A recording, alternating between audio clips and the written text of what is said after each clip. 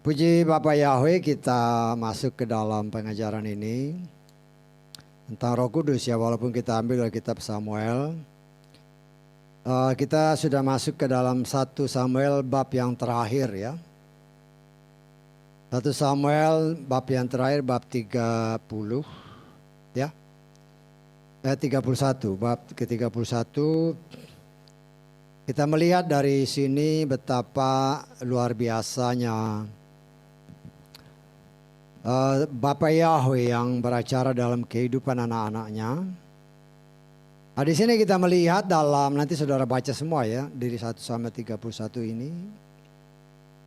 Seperti yang berulang kali dinyatakan ya. Kalau kita mendekat kepada Bapak Yahweh, secara otomatis kita menjauhkan diri dari si jahat, Bapak yang jahat. Tetapi sebaliknya kalau kita menjauh dari Bapak Yahweh, sadar atau tidak sadar kita membawa diri kita mendekat kepada Bapak yang jahat, si setan. Setan itu hanya punya 3 kewajiban ataupun 3 keinginan yang besar ya, yang senantiasa menjadi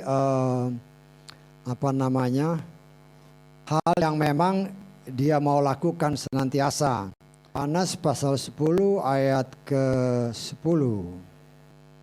Pencuri tidak datang kecuali untuk mencuri, untuk membunuh, dan untuk membinasakan. Jadi si jahat atau bapak yang jahat itu cuma punya 3 tujuan ya. Pertama dia mencuri, kedua dia membunuh, dan akhirnya dia membinasakan. Dan inilah yang terjadi sesungguhnya dalam kehidupan si Saul ya. Saul sadar ataupun tidak sadar dia membawa dirinya semakin menjauh dari Tuhan ya. Menjauh dari Tuhan artinya dengan melakukan hal-hal yang bertentangan dengan firman ya. Melakukan hal-hal yang bertentangan dengan firman Tuhan. Sehingga kita melihat, kita sudah belajar tentang si Saul ini. Walaupun dia adalah raja pertama bangsa pilihan Tuhan. Raja yang diurapi oleh Bapak Yahweh. Ya. Tetapi kita melihat di dalam perjalanan kehidupan mulai terjadi perubahan-perubahan. Ya. Tadinya yang dimana dia sungguh-sungguh merasakan kasih Bapa Yahweh. Tetapi karena situasi dan kondisi yang berubah begitu drastis dalam hidupnya, itu juga membuat ternyata jiwanya berubah. Ya. Dia berkata, kita sudah belajar ketika dia mau diangkat sebagai raja, dia sendiri mengakui bahwa dia berasal dari suku Benyamin, suku dari anak yang paling kecil. Dan di dalam sukunya pun mereka atau dia termasuk orang yang boleh dikatakan yang paling belakang. Tetapi kita melihat di sini kalau Bapak Yahweh menghendaki seseorang naik, dia akan naik. Ya. Jadi segala sesuatu ditentukan oleh Bapak Yahweh. Kalau dia mau naik, ya pasti naik. Tapi kalau dia tentukan harus turun, ya pasti turun. Dan itulah yang kita lihat terjadi di dalam kehidupan si Samuel ya, si Saul ya. Di Saul. Kita bisa melihat dari Samuel 1 Samuel pasal 2 ya. Ayat 6 dan 7 kita lihat ya. 1 Samuel 2 ayat 6 dan 7. Yahweh lah yang mematikan dan yang menghidupkan. Yang menurunkan ke alam maut, dia pun yang mengangkat. Perhatikan ayat 7. Yahweh membuat miskin dan dia juga memberikan kekayaan. Dia merendahkan dan dia juga sanggup mengangkat tinggi. Ya. Dan di sini kita melihat bahwa hal ini seolah-olah dilupakan oleh si Saul. Karena kan sendiri kita sudah belajar, Saul sendiri mengaku kan. Dia dari suku yang paling kecil, anak yang paling kecil kan. Dia suku Benyamin. Kemudian diangkat menjadi raja. Dia di dalam sukunya aja sendiri tidak dipandang, tapi diangkat Tuhan. Ini berlaku ya. Ini berlaku. Tapi dia lupa setelah dia diangkat jadi raja, lupa semua. Lupa semua karena dia tadinya merasa nggak punya apa-apa, terus menjadi orang yang memiliki segala sesuatu. Ya, nah, di sini kita melihat ya perubahan dapat terjadi bukan saja kepada Saul, tapi juga kepada kita, kepada manusia yang hidup zaman sekarang. Ya, jadi sesuai dengan apa yang tertulis, dia yang mengangkat, dia juga bisa menurunkan. Dia yang menghidupkan, dia juga yang bisa membinasakan. Ya, dan di sini kita melihat karena dia seolah-olah lupa diri, bahwa dia menjadi raja itu bukan karena kehebatannya ya, bukan karena kehebatannya. Ya, walaupun dari awal-awal kita melihat di antara pemuda-pemuda yang ada pada waktu itu, dia dari bahu ke atas termasuk yang paling tinggi dari pemuda-pemuda lain. Dan digolongkan juga sebagai pemuda yang boleh dikatakan elok rupa lah. Ya. Sehingga dari satu sisi kalau dia mau lihat itu ya dia bangga-bangga juga kan. Tetapi dia harus ingat bahwa sesungguhnya itu semua karena kemurahan Tuhan. Sehingga kita melihat ya, Tuhan mau mengangkat Saul sebagai raja. Tetapi untuk itu dia kan harus punya prestasi. Sehingga ketika dia berperang ada musuh-musuh dari, kita sudah belajar ini cuma saya diulangi aja lagi, refreshing ya. Kita melihat di sini dia kan harus mengangkat si Saul ini. Karena kan tadinya boleh dikatakan dia orang yang tidak dikenal. Dan untuk menjadi pemimpin kan dia harus dikenal. Sehingga ketika musuh bangsa Israel menyerang bangsa Israel, ya, nah Tuhan mulai mengangkat pamornya. Dia mulai memimpin bangsa-bangsa Israel dalam kelompok-kelompok yang kecil. Dan Tuhan memberikan dia kemenangan. Sehingga dengan demikian pamornya kan semakin naik. Pamornya semakin naik sehingga akhirnya dia menjadi raja. Ya, dia akhirnya menjadi raja, tetapi sayangnya dia lupa. Sama seperti pepatah kata, lupa dalam bahasa Indonesia kan, lupa kaca kan kulit. Nah, ini terjadi pada Saul. Dia lupa akan kata-katanya sendiri. Ya. Jadi kita melihat di sini itulah cara setan. Ya, cara setan untuk menjauhkan umat pilihan dari Tuhan. Setan itu licik. Ya. Setan itu licik. Ya, ketika Tuhan melambungkan si Saul, nah, ternyata dia lupa diri. Seolah-olah dia tidak nginjak kaki lagi, udah melayang ke sana kemari. Nah, ini sesuatu kefatalan. Karena Tuhan membenci kesombongan. Ya. Tuhan benci kesombongan. Dosa yang pertama yang dicatat oleh kitab suci kita itu terjadi di sorga. Kenapa? Si malaikat yang namanya tadinya pembawa terang, dia merasa sombong karena dia merasa hebat, ya. Akhirnya terjadi kesombongan. Itu kan kesombongan dosa yang awal. Dan ini pun terjadi pada manusia. Begitu manusia menjadi sombong, itulah awal kejatuhan. Ya. Kesombongan, kata firman Tuhan, adalah awal kejatuhan manusia dalam dosa. Nah, itu terjadi pada Saul. Ya, kita melihat ketika dia jatuh dalam dosa, ini yang karakter yang ada pada manusia sejak manusia pertama. Sudah berdosa, nggak bertobat. Nggak ada kan, nggak ada ayatnya Adam dan Hawa itu bertobat, sama sekali nggak ada. Dan ingat, itu adalah karakter yang diturunkan oleh nenek moyang kita, oleh leluhur kita sampai kepada saat ini. Kadang-kadang kita sudah jatuh dalam dosa. Ya, ingat ya, Saul itu orang diurapi. Diurapi artinya diberi Roh Kudus. Ya, Roh Kudus ini sebagaimana ditulis dalam Yohanes pasal 14. Si Roh Kudus ini akan selalu mengingatkan. Kalau jatuh dalam dosa, cepat bertobat.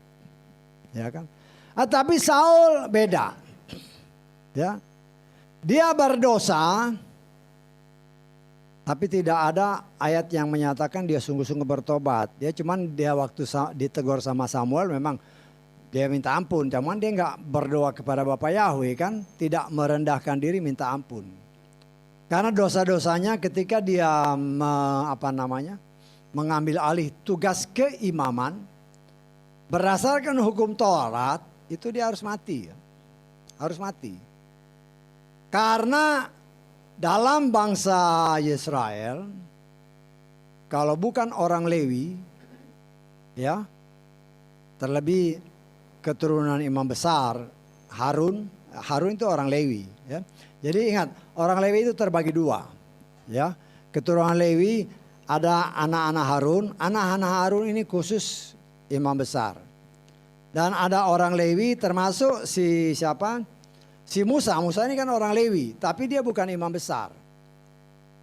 Tetapi Musa ini pun karena dia yang berbicara dengan Bapa Yahweh, dia yang mengajarkan juga kepada si Harun bagaimana cara mempersembahkan dia.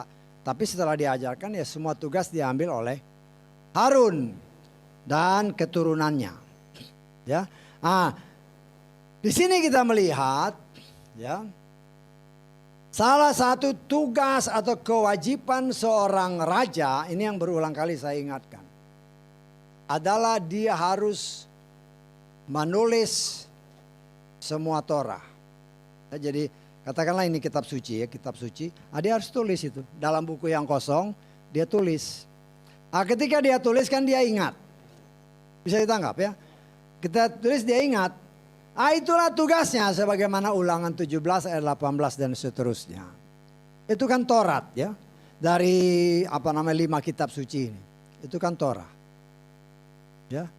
Itu kewajiban seorang raja untuk menulis. Ya. Tapi dalam kenyataannya tidak semua raja-raja Israel yang menguasai Torah ini. Walaupun itu kewajiban. Ya. Jadi kewajiban seorang raja harus dia tahu Torah. Tetapi dalam melayani di bait suci itu memang tugasnya orang Lewi. Dan di sini kita melihat si Saul, ya, sadar atau tidak sadar dia mulai menjaga jarak antara dia dengan Tuhan. Dia mulai menjauh dari Tuhan. Ya, sehingga kita lihat ini kan cara setan. Kan 3 tugasnya, dia mencuri. Apa yang dicuri? Damai sejahteranya hilang. Ya, sukacitanya hilang. Yang ada hanya ketakutan terus. Ketakutan, ada setan takut. Ya, karena takut ya kemasukan setan. Ya kan? Bayangin orang yang diurapi bisa kemasukan setan. Kenapa? Ya karena dia sudah menjauh dari hadirat Tuhan. Ya, dosa mengakibatkan kita termasuk Saul ya termasuk kita juga itu mendukakan Roh Kudus. Ya, Firman Tuhan jelas mengatakan jangan mendukakan Roh Kudus. Kita lihat dalam Efesus pasal 4 ya. Ayat ke-30. Dan janganlah kamu mendukakan Roh Kudus Elohim, yang olehnya kamu telah dimeteraikan hingga hari penebusan. Apa yang membuat Roh Kudus duka? Yaitu ketika kita melawan firman. Ingat ya, Roh Kudus itu ya roh Bapa Yahweh sendiri. Ya, sehingga ketika kita jatuh dalam dosa, Roh Kudus kan mengingatkan, kamu jatuh dalam dosa. Oh ini salah, ini kan salah satu tugas Roh Kudus, sebagaimana Yohanes 14 ayat 26. Salah satu tugas Roh Kudus mengingatkan kita akan semua firman. Semua ya, bukan satu dua. Ya. Semua firman itu akan diingatkan, kamu begini salah, diingatkan. Ya. Tapi yang harus saya ingatkan juga, sesuatu yang diingat berarti sesuatu itu pernah dibaca atau pernah dilakukan, betul nggak? Ya, kalau saudara nggak pernah baca ya, apa yang mau diingetin? Nggak ada yang diingetin ya, nggak pernah baca kok. Karena itu sebagai seorang pelayan Tuhan, saya harus kasih tahu, bacalah firman. Sehingga ketika suatu saat kita menghadapi problem, Roh Kudus mengingatkan kita apa yang sudah pernah kita baca. Saya tangkap, ya. Apa yang sudah pernah kita alami. Umpamanya terjadi sesuatu, tiba-tiba kita merasakan mujizat Tuhan. Nah, Tuhan ingatkan, ingat, dulu kan pernah ada mujizat. Kenapa ada mujizat? Karena Bapa Yahweh mengasihi engkau. Nah, ketika kita diingatkan itu, iman kita ditambah sesuai dengan apa yang tadi juga dikhotbahkan. Iman timbul, maka jadilah sesuai imanmu. Kan ada firman tadi katakan, jadilah sesuai imanmu. Ya. Nah, disitulah kita melihat bahwa karena si Saul ini berulang kali mendukakan Roh Kudus, hingga nggak ada damai sejahtera. Inilah yang dicuri oleh setan. Setan mencuri damai sejahtera. Hidupnya tidak tenang, walaupun dia menjadi raja. Secara jasmani segala apapun dia bisa miliki. Ya, secara jasmani apapun bisa tercukupi. Kebutuhan-kebutuhan daging tercukupi. Keinginan-keinginan daging tercukupi. Tapi apa gunanya kita memiliki semua, tapi tidak ada rasa damai? Enggak ada gunanya. Maunya takut ya. Nah, pernah, ini satu kesaksian ya. Ini kesaksian nyata. Ya. Ada seorang yang pernah kami layani. Ya. Cuman karena dia sudah bertobat ya, sudah dilayani, bertobat. Tapi kemudian ya karena jabatan, mungkin karena pergaulan, ya akhirnya main dukun. Main dukun kan. Dikasihlah jimat kan sama dukun ini kan. Nah, jimat ini ditaruh di dalam tasnya. Jadi kemana-mana dia pergi, tas itu dia pegang terus. Jadi ketakutan.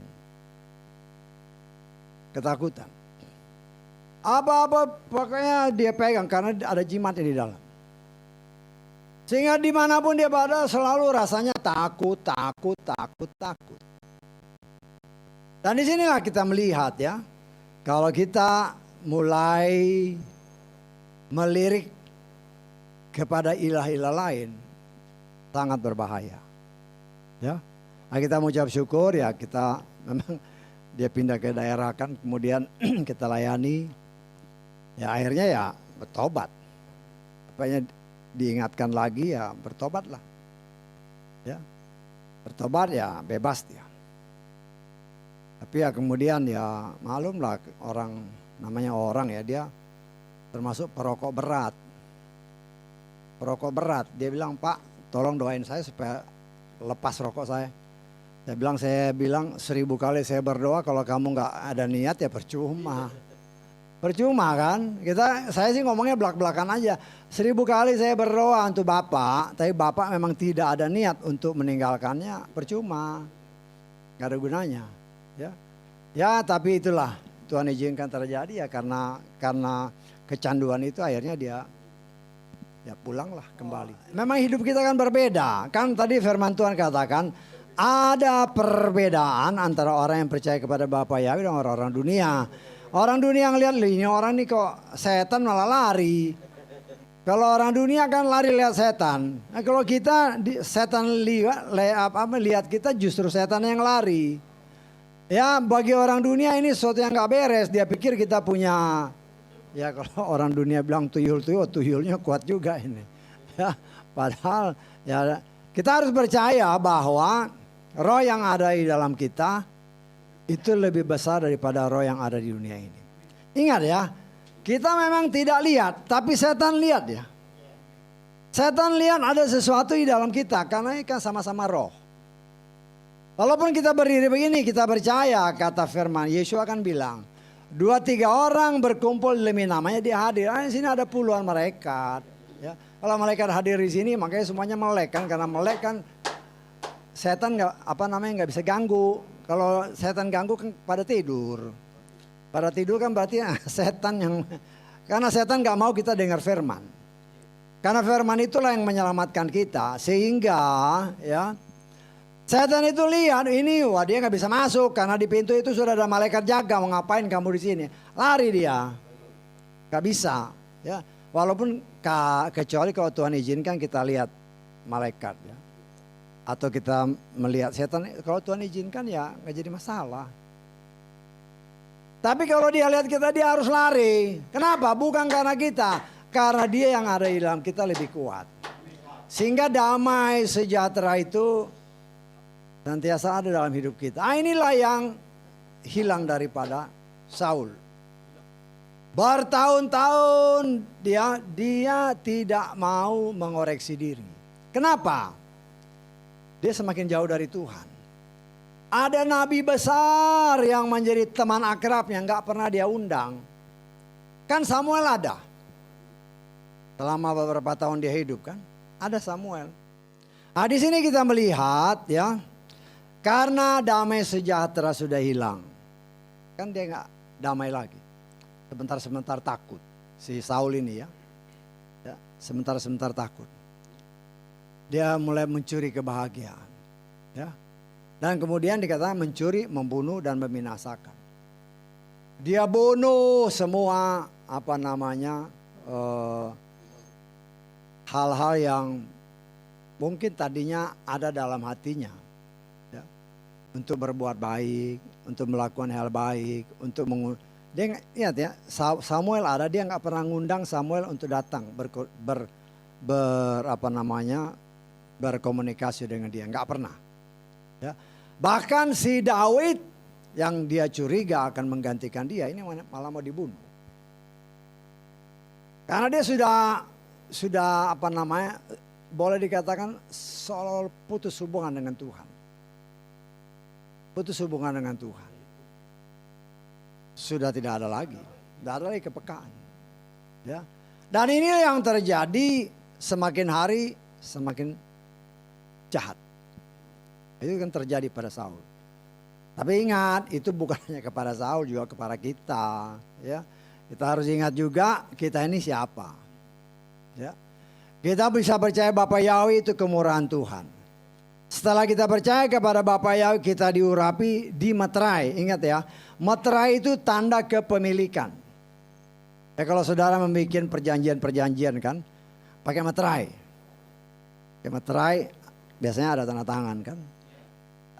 Tapi kalau ingat ya, kalau saudara bikin perjanjian ada meterai, tanda tangannya harus kena meterainya ya, sedikit aja. Tapi ada juga orang yang lupa.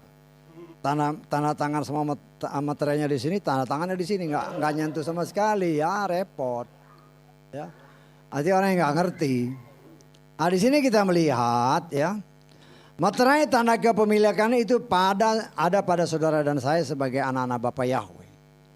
Ya, nah sebagai milik Bapa Yahweh, setan tahu kita milik Bapa Yahweh.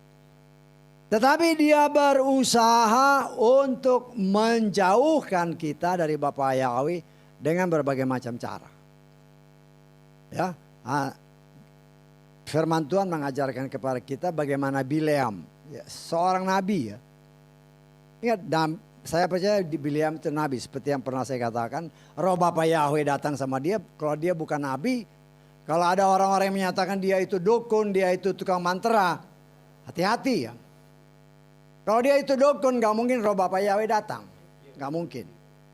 Dan saya percaya dia itu memang seorang nabi dari bangsa lain. Karena itu dia mempersembahkan korban dan dia berdoa sekarang, malam dia dapat jawaban. Kalau bukan nabi gak bisa. Gak bisa. Jadi jangan percaya dengan omongan-omongan di luar sana. Kalau ada orang yang mengatakan, oh Bileam itu dukun. Gak bisa. Kalau dia dukun, roh Bapak Yahweh gak mungkin bicara.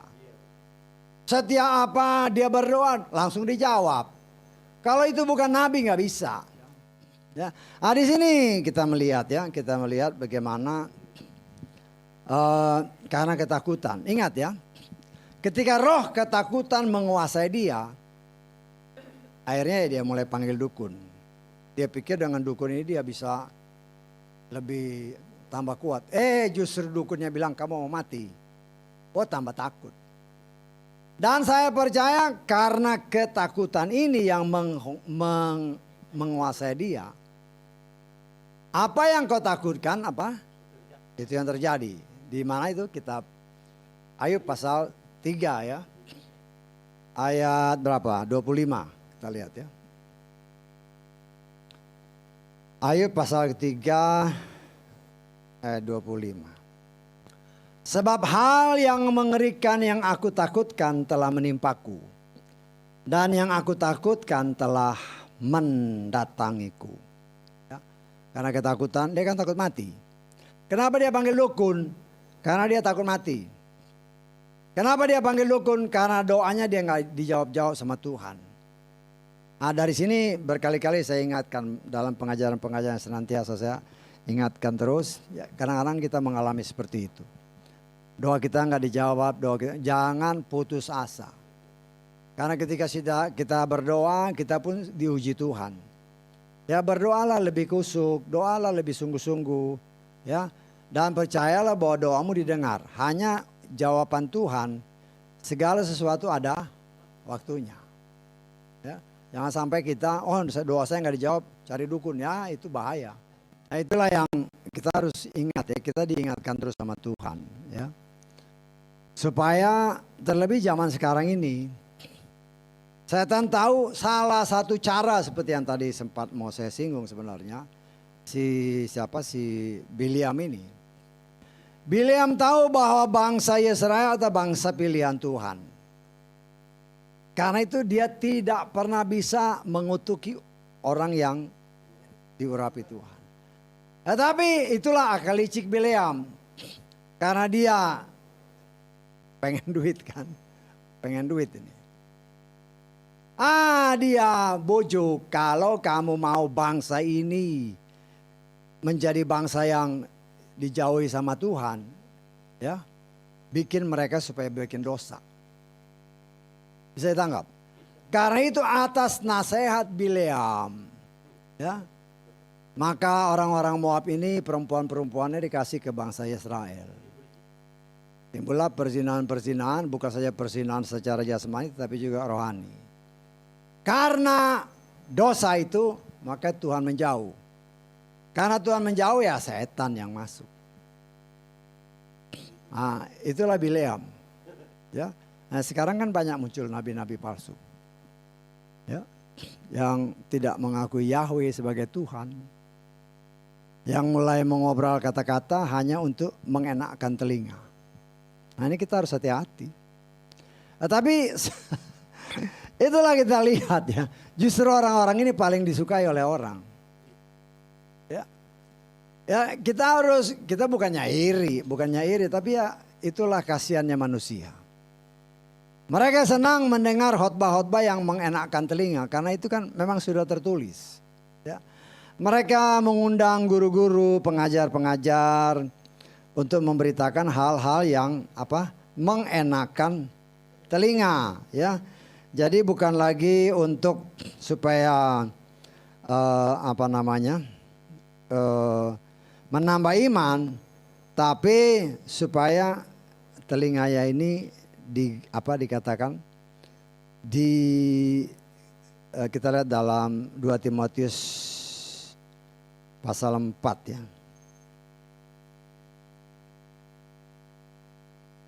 ayat ketiga. Sebab waktunya akan tiba ketika mereka tidak dapat bertenggang rasa terhadap pengajaran yang sehat. Sebaliknya sesuai dengan keinginan mereka sendiri, mereka akan mengumpulkan para pengajar bagi diri mereka sendiri agar apa? Pendengarannya digatalkan, dan sesungguhnya mereka akan memalingkan pendengarannya dari kebenaran dan mereka akan dibelokkan kepada dongeng-dongeng. Ini kan terjadi sekarang. Ya, terjadi sekarang.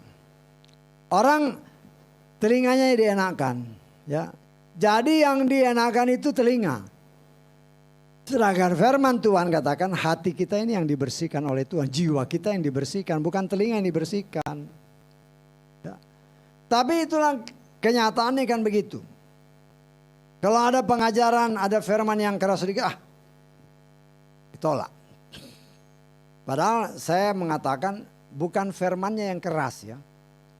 Tetapi hati manusia lah yang keras.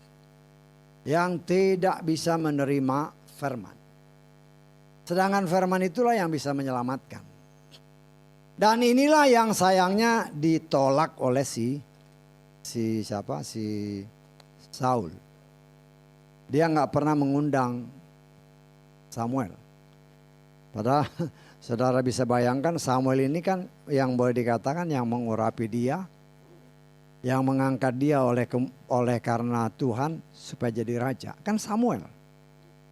Tapi setelah dia jadi raja, saya tidak butuh lagi. Sampai dia mati kan si Saul nggak lihat. Ya itulah manusia. Ya, itulah manusia yang seringkali ada sampai sekarang. Ya, yaitu karena tadi pepatah tadi. Lupa kacang akan kulitnya. Nah, kulitnya udah nggak berguna lagi, ya udah buang aja. Nah di sini kita melihat luar biasanya firman yang mau diajarkan kepada kita. Orang yang diurapi seperti Saul karena lupa diri, justru dia menjauhkan diri dari Tuhan.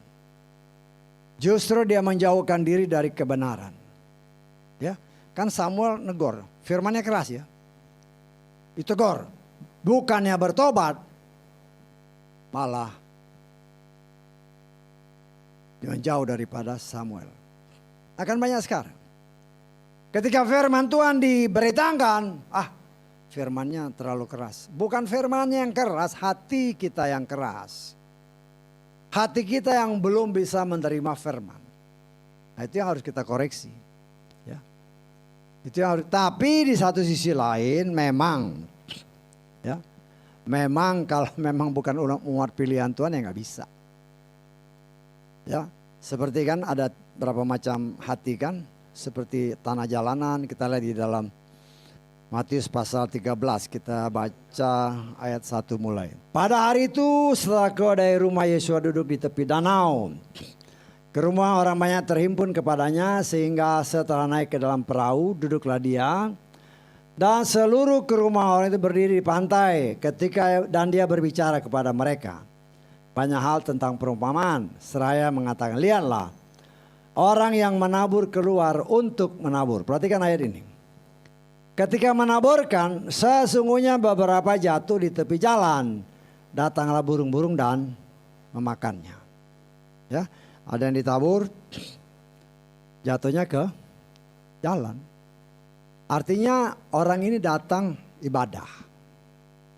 Tetapi firman yang ditabur, itu masuk keluar aja. Masuk keluar. Jadi bukan masuk sini keluar sini. Kalau masuk sini keluar sini masih kesaring kan. Masuk sini keluar sini lagi, mental dia. Seperti ini. Kan dikatakan burung-burung langsung ngambil. Orang-orang seperti ini gak tahan. Saul tidak tahan dengan pemberitaan Samuel. Samuel itu kan tegas. Ya, Bapak Yahweh sudah meninggalkan, Bapak Yahweh sudah memilih orang lain, itu kan tegas itu. Kita harus ingat ya, ketika firman itu dikatakan, kan dia tidak langsung dipecat jadi raja, tidak.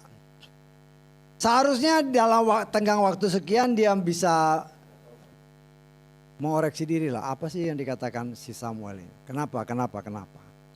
Nah seenggak-enggaknya kalau dia memang pilihan Tuhan, dia panggil Samuel, apa yang harus saya buat? Iya kan, apa yang harus saya buat? Saya percaya kalau Saul bertobat, jalan cerita akan beda. Jalan cerita akan beda. Tetapi kita melihat di sini, itulah orang pilihan pun bisa tidak setia. Karena pengaruh dunia. Ini kan pengaruh dunia. Jadi raja lupa Tuhan. Padahal dia jadi raja karena kemurahan Tuhan. Nah saudara dan saya sebagai orang pilihan Tuhan pun, mungkin sekarang kau punya kedudukan yang luar biasa. Baik kita yang di sini maupun yang mengikuti pengajaran ini. Mungkin kau sudah mendapatkan sesuatu yang luar biasa. Ingat, yang luar biasa yang kau dapatkan saat ini bukan karena hebatmu, bukan. Oh buktinya saya pintar, otakmu diseleweng, disentil dikit sama Tuhan. Udah ngawur. Ya udah ngawur kan? Disentil aja dikit, sarapnya di sini. Dibelokin dikit, ceklak udah bingung ya. Ini siapa ya? Lupa. Ya. Karena itu tidak ada sesuatu yang dapat kita banggakan. Semua ini adalah kemurahan Tuhan.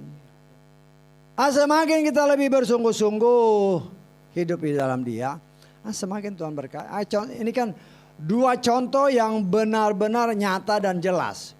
Dua-dua diurapi, Saul dan Daud. Tetapi kita bisa melihat perbedaan yang luar biasa. Daud pun berdosa. Tapi kita lihat ketika dia berdosa, dia bertobat.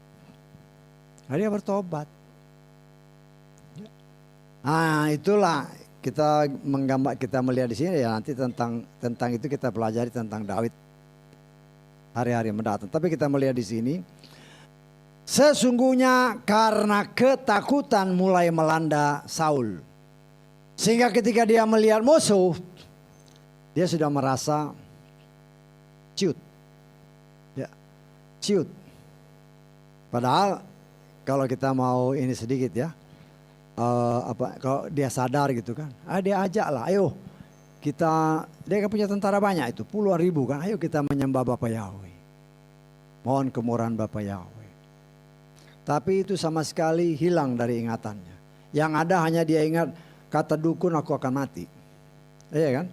Kata dukun aku, anak-anakku akan mati, bangsa Israel. Itu bukan kata Tuhan, kata dukun. Ya. Nah di sini kita melihat bagaimana kita belajar. Ya.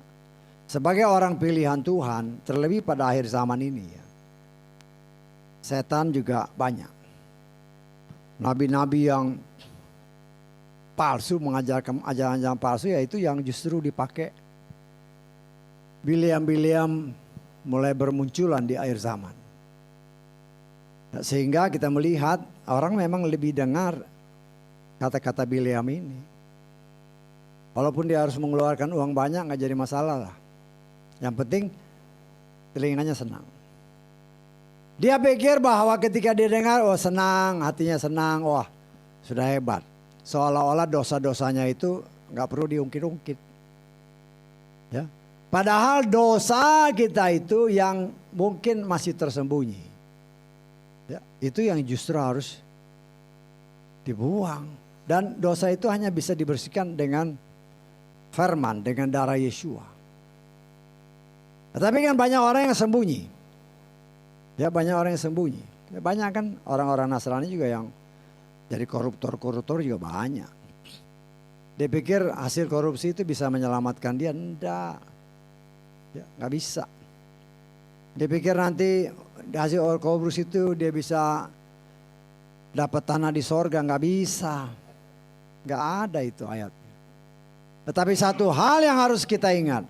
Kalau kita hidup benar-benar di dalam Tuhan, Tuhan sanggup memberkati kita lebih daripada kalau kita korupsi. Jauh. Kalau kita hidup benar, bekerja dengan benar, dengan rajin, dengan jujur, ya, berkat Tuhan melimpah, kita tenang. Daripada kita korupsi, nggak tenang.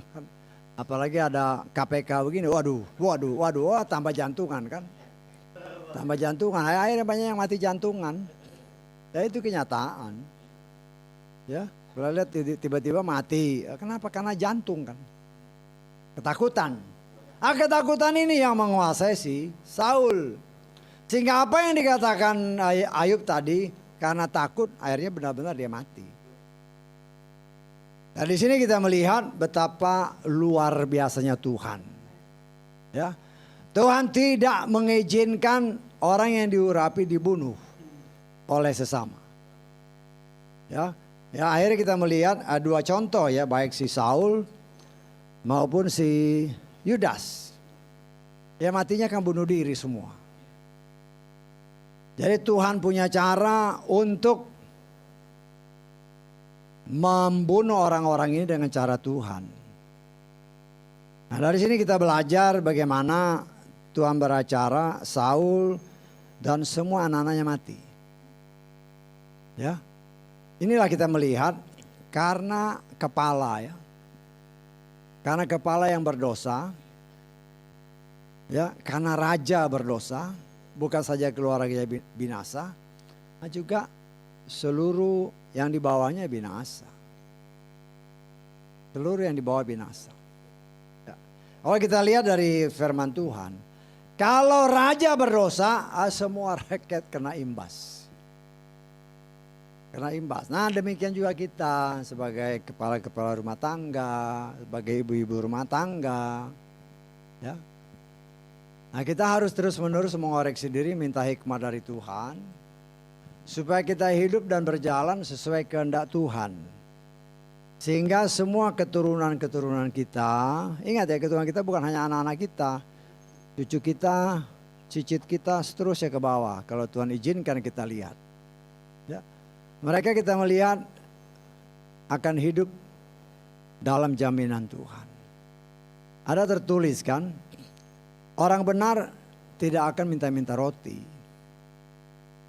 Itu kan firman. Ya. Tuhan sanggup memberikan perlindungan yang luar biasa bagi orang-orang yang percaya dan mengasihi Dia dengan benar.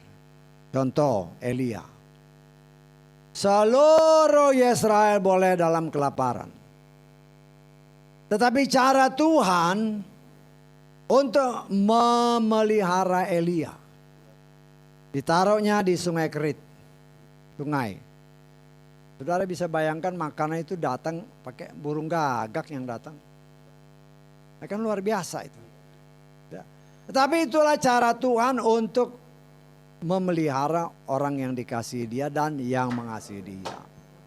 Nah, kita belajar di sini bahwa ingat ya, Tuhan itu tidak berubah. Kita lihat di dalam Ibrani pasal berapa? Ibrani pasal ke-13 ayat ke berapa ini? Ayat ke-8. Yeshua HaMashiach tetap sama. Kemarin, hari ini bahkan sampai selamanya. Firman Tuhan tidak berubah. Kemarin, hari ini sampai selamanya.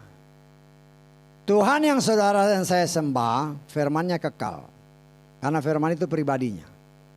Dan apa yang Dia katakan, kalau kita imani itu terjadi. Pasti terjadi. Ya. Nah, tetapi dari sini kita belajar untuk bisa mempraktekkan firman itu dengan benar. Nah, saya nggak tahu bagaimana cara saudara merespon firman-nya. Kita kan masing-masing beda. Nah, saya setiap hari, ya boleh dikatakan, kadang-kadang kan kalau pagi kan saya suka nyapu pekarangan. Ya. Karena agak luas rumahnya. Jadi nyapu pekarangan itu bisa 2 jam. Jadi kadang-kadang beresin, apalagi sekarang ini kan lagi musim rontok daun ya, rontok daun-daun pohon rambutan kan. Waduh nyapu sebentar udah selesai, wah lihat lagi belakang udah banyak lagi. Tapi di situ saya belajar, itulah tugas saya sebagai gembala, itulah kewajiban. sudah dibersihkan, dikasih firman yang baik, ya ternyata masih ada juga. Bisa ditangkap maksud saya? Kita juga harus koreksi seperti itu. Apa yang kita dapat sekarang, kita koreksi lagi. Apa sih? Apa begini? Kenapa begini? Kenapa begini? Ya kadang-kadang kan saya, ya kadang-kadang walaupun nyapu, memang saya senang ya karena ya apa namanya kegiatan yang Tuhan berikan, ya. Yang namanya sudah pensiun kan, pensiun dari pekerjaan dunia, pekerjaan Tuhan ya sambil nyapu juga ya buat olahraga sekalian lah, cari keringat, bakar sampah, ya. Nah biasanya kan karena kita kan cuma berdua, yang udah anak saya yang bungsu kan udah kerja semua, tinggal berdua, istri saya di dalam, dia ngeberesin di dalam, saya di luar, lagi apa namanya bersih-bersih. Nanam cabai, enak kan nanam cabai, mulai belajar pupuk-pupuk, mulai belajar lihat-lihat di YouTube itu kan, lihat cara nanam pohon ini supaya buahnya cepat bagaimana, coba. Tapi itulah dari situ saya juga belajar memeditasikan kembali firman Tuhan, ya, memeditasikan firman Tuhan, dan bukan sesuatu hal yang apa namanya. Ketika saya lagi nyapu-nyapu, Tuhan ingatkan satu ayat yang kita lihat di dalam 2 Petrus 2 ayat 11. Ya. Ini satu ayat yang Tuhan ingatkan waktu saya lagi nyapu-nyapu. Ini sebagai refreshing aja ya. Para malaikat, lihat ya, para malaikat yang adalah lebih besar dalam kekuatan dan kemampuan tidak membawa ke hadapan Yahweh penghakiman yang menghujat terhadap mereka. Kenapa Tuhan ingatkan ini? Nah, saya lagi mikir-mikir nih, lagi nyapu kan, Tuhan, bagaimana sih cerita sebenarnya? Atau ya saya akan komunikasi. Ya, orang sih ngeliatnya saya lagi nyapu ya, memang nyapu, cuman pikirannya udah ke sana. Ya. Karena ada firman Tuhan yang mengatakan kan, malaikat nggak bisa kawin. Ya memang malaikat nggak bisa kawin, itu benar. Ya. Tetapi firman Tuhan katakan, kita hidup seperti malaikat di mana? Di sorga. Bisa ditangkap? Kalau di sorga memang tidak ada kawin.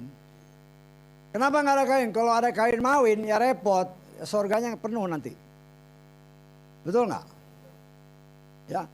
Tetapi di bumi bukan di sorga. Tuhan kasih ayat ini.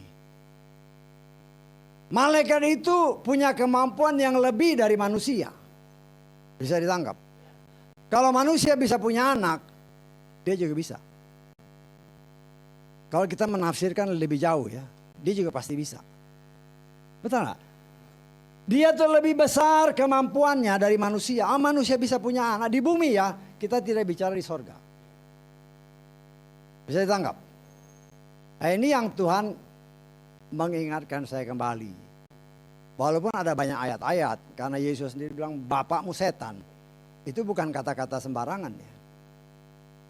Itu bukan kata-kata sembarangan, itu pasti benar. Bukan perumpamaan, bapakmu setan. Dan kalau saya lihat hanya kepada orang-orang yang dikasihi. Tuhan buka kepada Yohanes Pembaptis, dia katakan, kamu keturunan ular biludak. Kepada Yohanes yang murid yang dikasihi, kamu berasal dari si jahat. Yesua jelas, bapakmu setan. Ya, mungkin ada satu hal yang harus kita lihat di sini, karena saya lihat ada kata-kata yang bukan kurang tepat ya, kalau dibandingkan ketika mereka mati kan, kita lihat di dalam ayat-ayat terakhir, ayat 1 Samuel 31 ayat 12 kita lihat ya. Ketika si Saul sama si ini udah anak-anaknya mati, dipenggal kepalanya ya. Semua orang perkasa bangkit, orang-orang Israel. Mereka berangkat sepanjang malam itu, mereka mengambil mayat Saul, mayat anak-anak lakinya dari tembok kota Betsan karena digantung. Lalu mereka pergi ke Yabes serta membakarnya di sana. Dan mereka mengambil tulang-tulangnya serta menguburkannya di bawah pohon tamariska di Yabes. Dan mereka berpuasa 7 hari. Perhatikan nih ya. 1 Tawaris 10 ayat ke-12. Dan kita lihat di sini, semua orang yang gagah berani bangkit dan mengambil mayat Saul dan mayat anak-anaknya lalu membawanya ke Yabes. Dan mereka menguburkan tulang-tulang mereka di bawah pohon besar di Yabes, ya, di Yabes, ya. Nah, ini IRT yang keberapa nih? Ketiga. Saya LT yang keberapa? Cuman mungkin sudah dibetulin ya. Karena di sini dikatakan begini, agak beda ya. Misalnya dikatakan menguburkan tulang-tulang mereka. Itu sama dengan yang tadi. Tapi kalau di sini, bangkitlah orang-orang yang gagah berani dari situ dan berangkat mengambil mayat Saul dan anak-anaknya, lalu membawanya ke Yabes, kemudian mereka menguburkan keempatnya. Nah, ini kurang tepat. Yang di sini yang dikuburkan apa? Tulang. Jadi dagingnya dibakar karena udah bau kan. Bakar, tulangnya dikubur. Ya. Jadi kita lihat ini terjemahan ini yang saya punya terjemahan keberapa saya nggak tahu. Cuman ya kita lihat, kita harus teliti baik-baik. Kadang-kadang ada kata-kata, satu kata kan sepatah kata itu punya arti. Nah kadang-kadang kita bisa tersesat. Seolah-olah diambil dari dari tembok langsung dikubur, enggak. Dibakar dulu baru tulangnya yang dikubur. Nah, di sini kita melihat karena dosa. Akibat dosa adalah maut. Nah, itu terjadi pada si Saul. Nah, kita belajar dari pengalaman Saul. Ya. Khususnya bagi kita yang sudah menerima Roh Kudus. Karena banyak orang juga yang saya katakan tidak salah ya, tapi kadang-kadang kurang tepat. Kadang-kadang orang mengatakan saudara dibaptis, terima Yesua sebagai Tuhan dan Juru Selamat, saudara dibaptis pasti selamat. Nah, itu kurang tepat ya. Bisa ditangkap. Contohnya ada soalnya. Si Yudas itu percaya Yesua. Dia dibaptis. Tapi karena dia tidak setia. Ya. Kan firman Tuhan katakan dia bunuh diri. Bisa ditangkap. Jadi saya mengatakan ini supaya saudara hati-hati dengan orang-orang yang hanya mengatakan. Kamu percaya, kamu dibaptis, kamu pasti selamat. Itu belum komplit.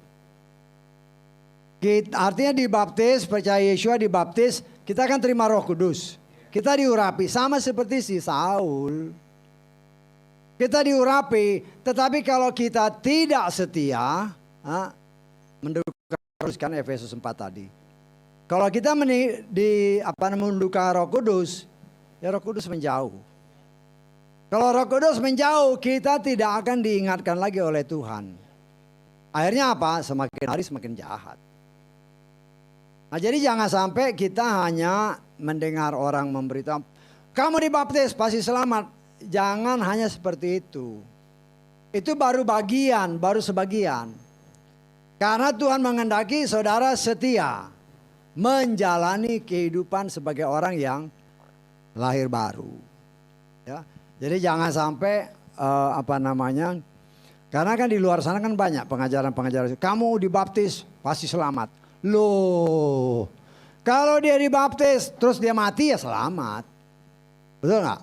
Dia mati ya selamat. Karena artinya kan dia dosa-dosanya diampuni. Terus dia baptis lahir baru ya selamat. Cuma kan dia masih jalan nih. Dalam perjalanan hidup masih kemungkinan dia bikin dosa. Nah karena itu saya sebagai pelayan Tuhan ingatkan hati-hati dengan kata-kata seperti itu. Baptis selamat belum tentu. Kesetiaan kita Itu yang menentukan saudara dan saya selamat atau tidak. Kesetiaan dalam berjalan di dalam jalan Tuhan. Akulah jalan kebenaran hidup. Kalau kita tetap di jalan itu, kita akan memperoleh kehidupan. Itu benar. Tetapi kalau kita menyeleweng, ya nggak bisa selamat.